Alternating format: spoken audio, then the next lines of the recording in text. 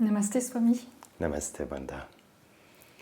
En ce moment, on parle beaucoup des égrégores et un certain nombre de personnes s'interrogent et même s'inquiètent sur le fait que lorsque, par exemple, on pratique des méditations, les énergies collectives de la méditation puissent être détournées, utilisées à des fins négatives.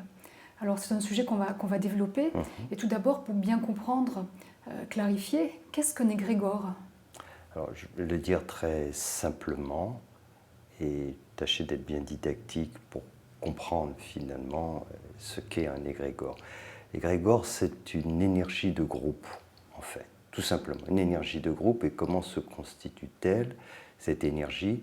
C'est l'agrégation, en fait, de l'énergie que va émettre chaque individu qui fait partie de ce groupe. Quand les gens se réunissent autour d'objectifs communs, alors ils vont des objectifs communs, ils auront une même intention en fait, et à partir de là, ils vont émettre des énergies, et notamment des énergies qui seront en correspondance avec l'objet de ce groupe. Pour donner un exemple très concret, si on se réunit pour organiser un spectacle, dans le cadre par exemple du carnaval, on est dans une approche de joie. Et l'idée, c'est de faire passer cette joie, cet esprit de fête, etc.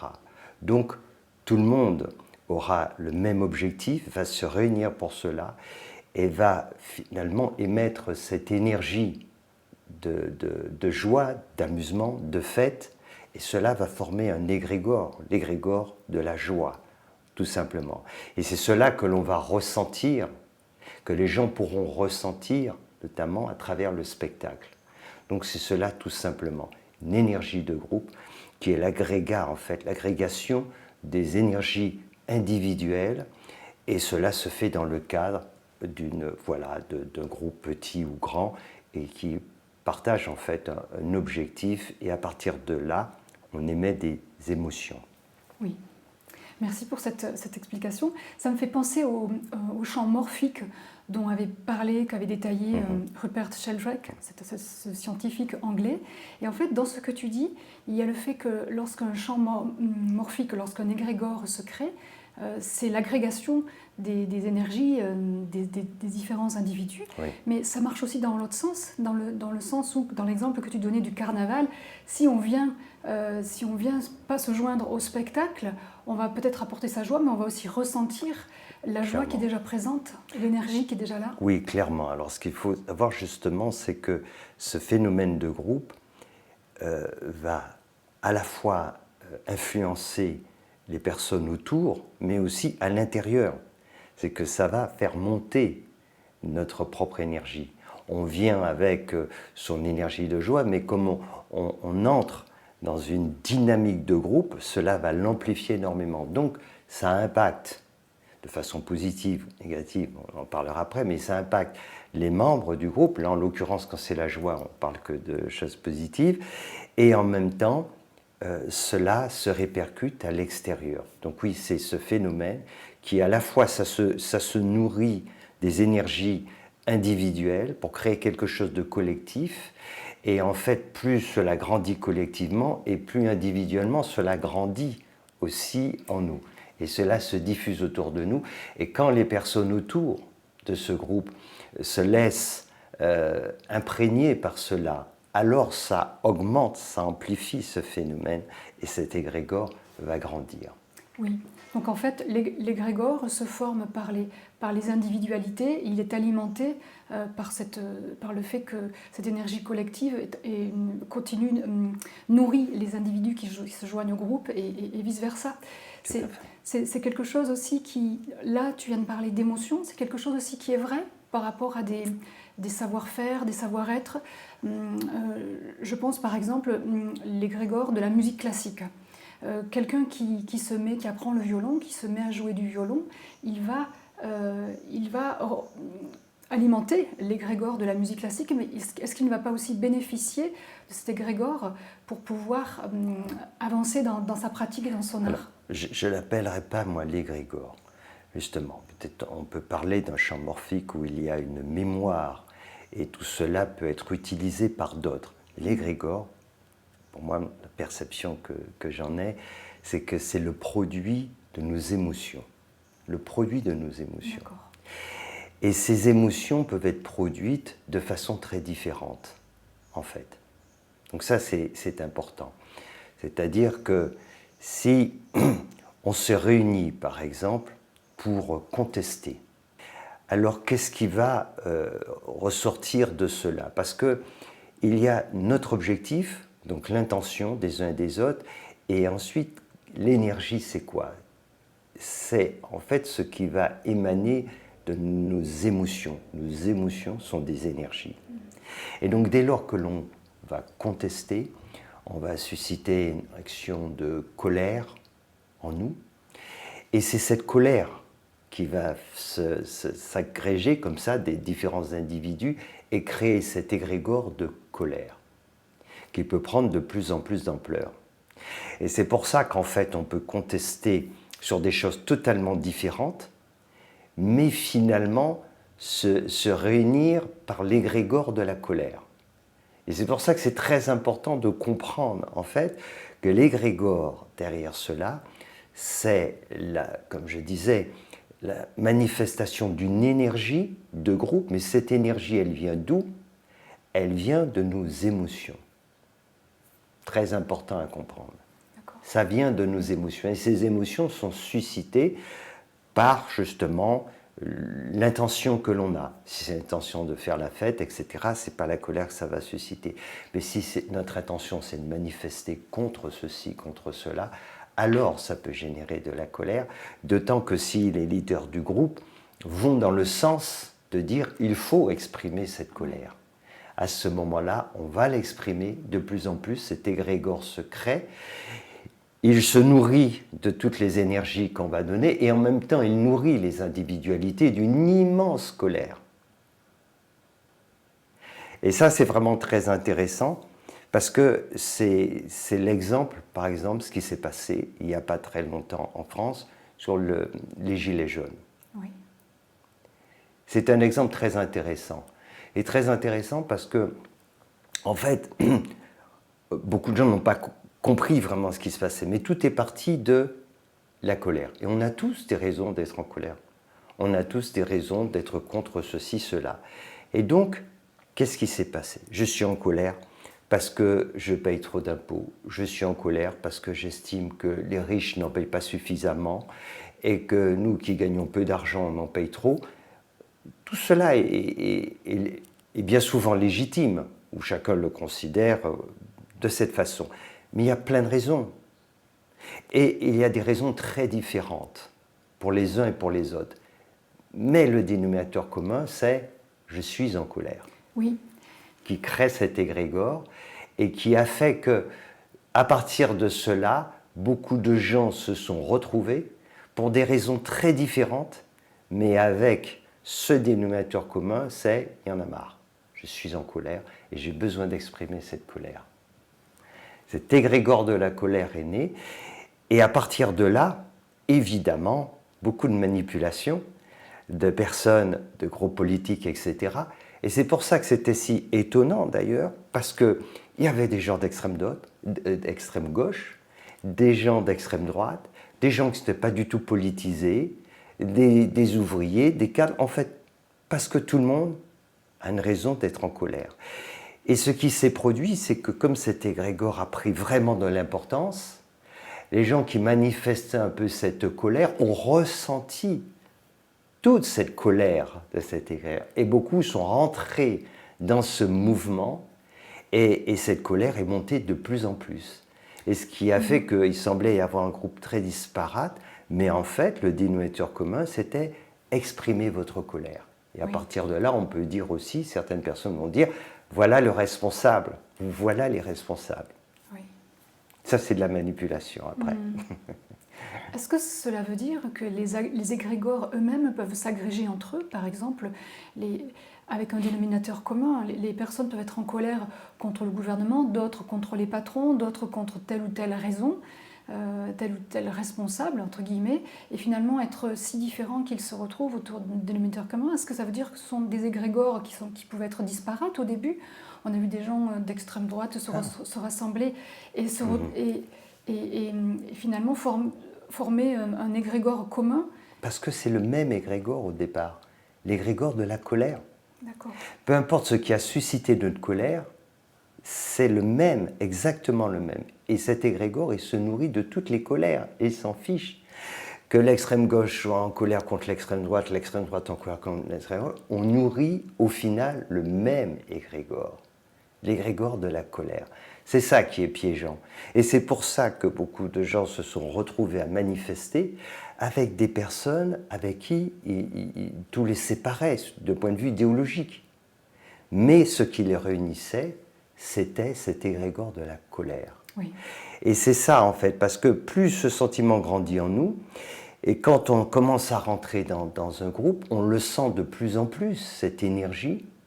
Cette énergie, elle, comme on le disait, on la nourrit, mais ensuite, elle nous impacte aussi, donc elle fait grandir notre propre colère, elle se diffuse autour de nous, et des tas de gens rentrent dans cette dynamique pour des raisons très différentes.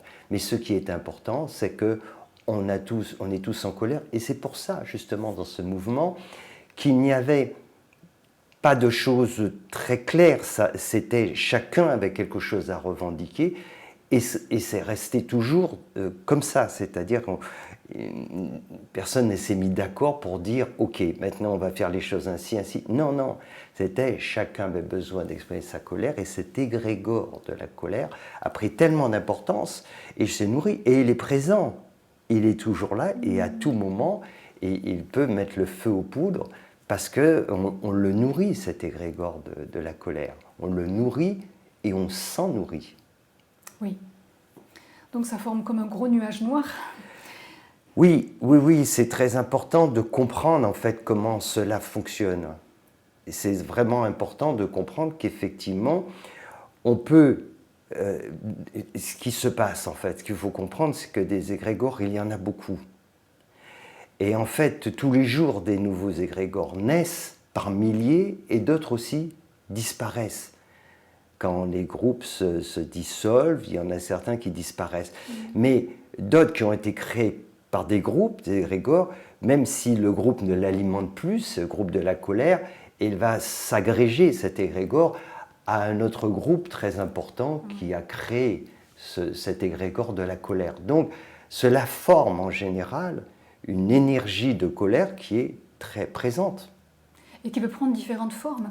Ça peut aller de la simple contestation jusqu'à de l'extrémisme qui va jusqu'à, par exemple, des séparatistes qui posent des bombes, qui vont déclencher des attentats, des assassinats. Est-ce que c'est toujours le même égrégore ou bien ce sont des sous-égrégores qui se forment ?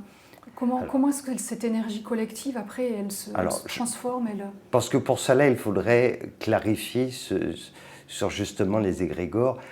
Y a-t-il une multitude de formes d'égrégores? Oui. C'est ça, en réalité.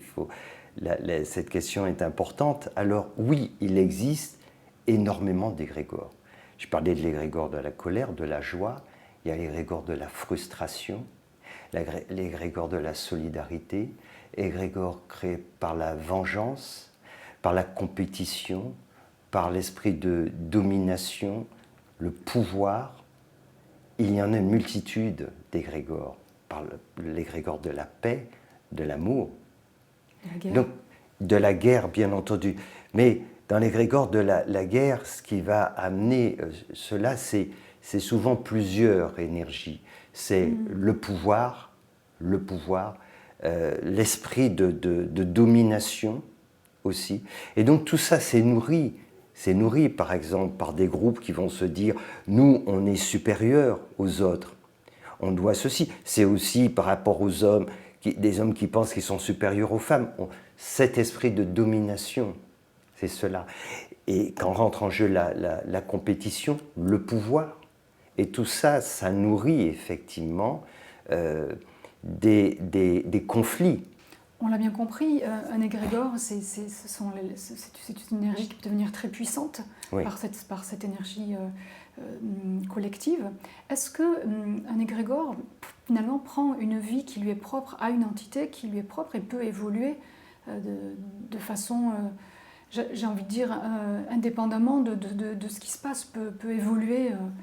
L'égrégore se nourrit de nos émotions. Et en même temps, pour grandir, c'est comme ça que ça se passe, plus on nourrit cet égrégore, et cet égrégore va aussi amplifier nos émotions. Par exemple, donner un exemple. Quand on parlait des différents types, la peur est un égrégore très, très puissant. La peur, la méfiance, la paranoïa, je dirais ce qui se passe par exemple dans ce qu'on appelle globalement la sphère complotiste, où on mélange un peu beaucoup de choses. Que se passe-t-il?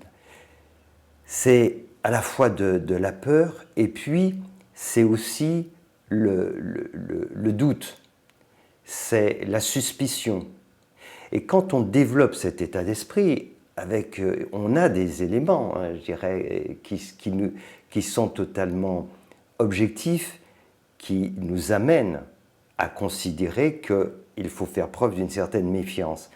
On peut avoir des éléments très objectifs qui nous ont montré que l'État, des gouvernements ont menti, s'est passé telle chose. Donc tout ça, c'est une réalité. Mais entre une certaine méfiance et donc ensuite vérifier les choses et une paranoïa, il y a une différence. Et qu'est-ce qui se passe? C'est que cette méfiance va créer un égrégore d'une défiance totale, et qui va nous amener à un rejet systématique de ce que certaines personnes pourraient dire.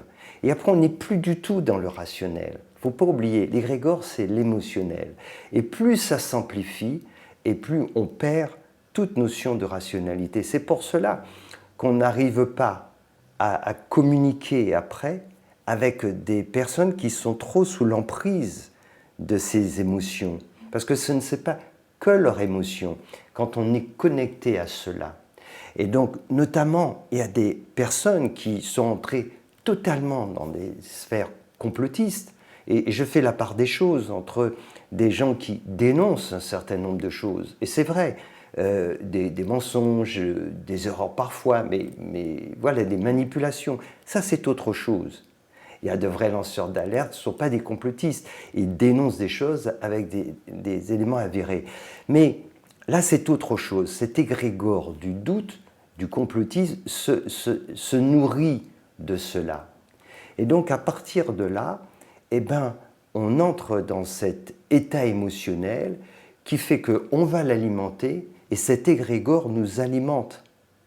Et donc à partir de là, on n'arrive plus, pour beaucoup de gens, à sortir de ça. Et c'est pour ça que des personnes qui ont réussi à décrocher se disent « mais qu'est-ce qui s'est passé ?» Ils se disent, au fond, ces choses qu'elles j'ai crues, comment j'ai pu croire? Parce qu'ils se disent, voilà, intellectuellement, ils n'auraient jamais adhéré à ça. Pourquoi? Parce qu'ils auraient eu une démarche plus rationnelle de vérifier de ceci, cela. Mais on n'est pas dans le rationnel, on est dans l'émotionnel. Et l'émotionnel l'emporte largement sur le rationnel. Et même pour des gens qui sont a priori rationnels, quand ils rentrent dans un égrégore, quand ils sont impactés par cela, alors l'émotionnel prend le dessus.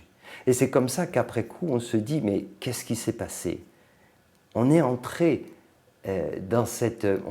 sous l'influence de cet égrégore. Et l'égrégore de la peur, l'égrégore du conspirationnisme est très puissant. Et je dis bien, je ne mets pas tout dans le même panier. Il y a des choses qui sont tout à fait justes de remettre en cause, mais ça fait une grande différence qu'être systématiquement dans le rejet et de considérer que tout ce qui peut nous dire sans discernement est ceci et cela, et ensuite inventer toutes sortes de choses, etc. On n'a plus aucun discernement. Quand on entre dans cette sphère émotionnelle, on peut croire à toutes sortes de choses. On s'alimente de cela en réalité. C'est valable pour beaucoup d'émotions, lorsqu'elles prennent beaucoup d'ampleur et qu'on finalement se laissent impacter par cet égrégore, finalement. C'est pour cela que, par intuition, beaucoup de personnes font attention dans quel environnement ils vont aller, ou ne se sentent pas toujours à l'aise avec tel groupe de personnes, etc. Parce qu'on ressent des énergies. Le problème, c'est que aujourd'hui, avec nos vecteurs de communication, tout se véhicule tellement vite. Et la peur, le doute, le côté du pouvoir, enfin, tout ça, ça se véhicule tellement vite que ce n'est pas du tout évident toujours de se protéger. Et ça peut, comme j'en parlais tout à l'heure, créer une résonance en nous. Car on a tous une résonance qui peut être de peur, de doute, tout le monde. Et partant de là, de fil en aiguille, on peut être absorbé par un égrégore. Et au départ, c'est cela. On a un doute, il y a quelque chose. On sait bien qu'on ne nous dit pas tout, que ceci. Et là, pap, pap, pap, pap. Et cet égrégore nous absorbe et à un moment donné, on voit plus clair.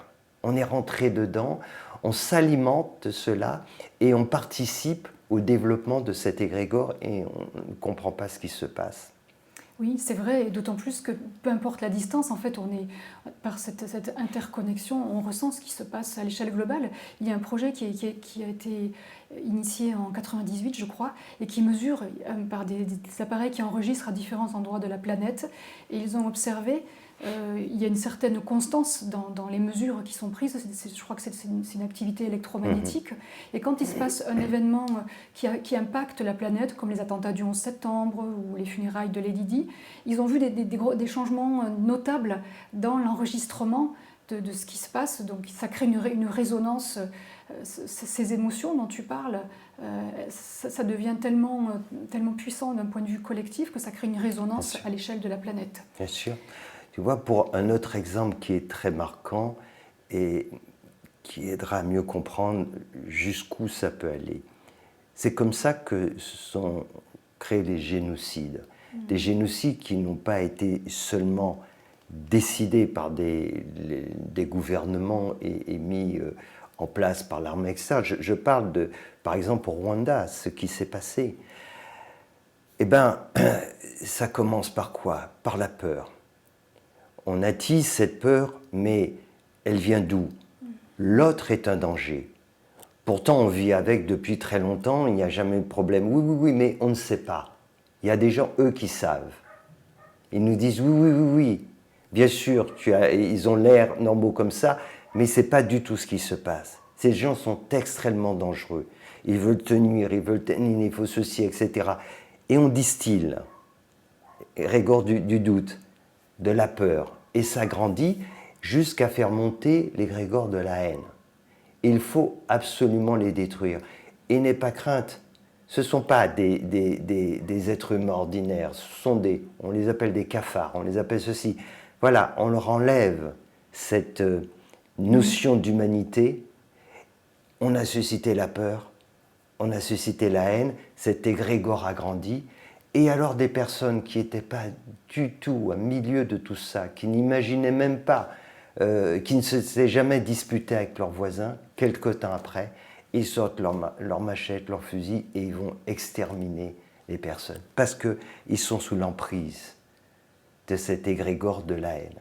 Et donc, plusieurs égrégores se sont réunis pour aboutir à cela. La peur, la colère, la haine, on désigne l'ennemi et à ce moment-là, on s'en débarrasse. Alors, faut-il avoir peur des égrégores? Non, il ne faut pas tomber dans la paranoïa. Car si, justement, on a peur des égrégores, on va alimenter l'égrégore de la peur. Donc, il ne faut pas tomber dans cette paranoïa. Par contre, il est important de savoir comment ça marche, de savoir que de toute façon, les égrégores, on participe à leur élaboration, à les créer, et donc c'est de faire le choix, finalement, de quel égrégore on veut créer, qu'est-ce que l'on veut faire, mais il ne faut pas en avoir peur. Il faut comprendre, voilà, comment ça marche, et savoir se protéger de ceux qui ne nous conviennent pas, et au contraire, faire grandir ceux qui nous intéressent. Il y a des personnes qui s'inquiètent du fait que lorsque l'on pratique, par exemple, la méditation pour la paix, cette énergie, en fait, cet égrégore soit repris, utilisé de façon négative. Alors, est-ce que c'est possible de transformer une énergie, l'énergie d'un égrégore? Est-ce que tu crois qu'il est possible de transformer la lumière en obscurité? Pas vraiment. Non, eh ben, tu ne vas pas transformer la paix en autre chose que la paix. Tu ne vas pas transformer l'amour en autre chose que l'amour. Donc non, ce n'est pas possible. Ce qui est possible de faire, c'est faire en sorte que cet égrégore de paix ou d'amour ne soit plus alimenté. Maintenant, si on veut l'empêcher de grandir, il faut empêcher de l'alimenter. Et donc, une des meilleures façons d'empêcher cela, c'est de semer le doute. Parce que si on sème le doute, alors à ce moment-là, il y a des gens qui vont se dire non, faut mieux pas le faire. D'ailleurs, on a vu quelques exemples, des personnes qui ont réagi, qui se sont dit oh là là, je préfère arrêter. C'est exactement ce que veulent ces énergies, que sont la peur, la guerre, l'affrontement, car cette énergie d'affrontement, de compétition ne veut pas la paix. Donc, elle s'associe pour justement aller à l'encontre d'énergies comme la paix. Donc, non, on ne peut pas la transformer. Par contre, on peut faire en sorte de la rendre fragile. Et effectivement, c'est ce qui est en train de se faire. Et ça fait partie des signes. C'est parce que justement, il n'y a pas suffisamment d'égrégores de paix et d'amour. Il y en a très peu. C'est ça notre problème. Et c'est ça qu'il faut faire grandir. Mais dès lors qu'on va faire grandir cela, alors les énergies de jalousie, de haine, de tout cela vont réagir par rapport à ça.